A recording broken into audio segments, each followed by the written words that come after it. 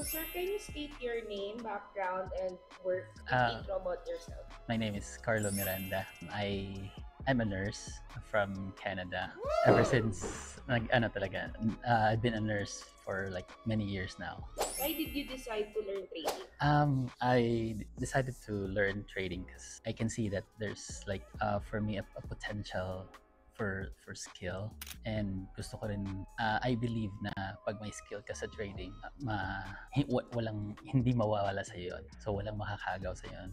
So I believe also na it would help me to be like financially stable also. Okay, so how do you think trading can change your life? It would change my life in a sense na I can ma-master ko yung trading.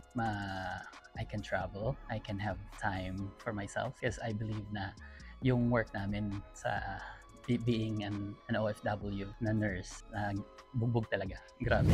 Grabe. So, gusto kong magkaroon ng independence. Ayokong mag-retire na at 50 or gusto ko 50. Yun yung target ko. Hi, sir. So, last question. For those na mga katulad mo rin na nagsimula lang din maging curious, ano yung best advice na pwede mong mabigay sa kanila?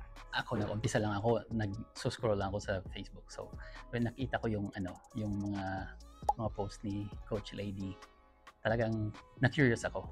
And for those wala talagang background, I suggest na mag-aral kayo ng basics.